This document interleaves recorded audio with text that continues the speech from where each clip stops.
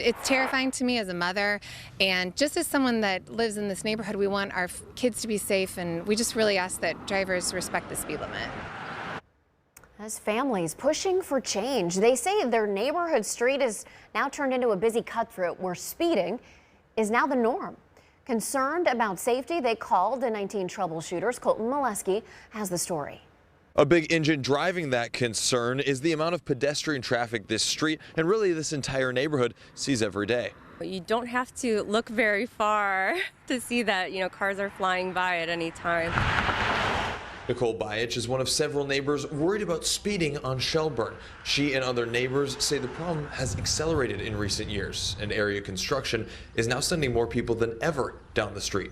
But there's definitely speed because I cycle a lot on the street. It's picked up a lot. Katie Panzica says someone she believes was intoxicated crashed right in front of her home in the middle of the afternoon. One of 3 crashes Bayich says happened this year alone. Why are there 3 accidents, severe accidents, where the cars are getting totaled and on this street? There's something that's not quite right here. The posted speed is 25. There are speed signs, but not all of them work. And Bayich says there is an effort for more traffic enforcement. However, people here are looking for something more permanent.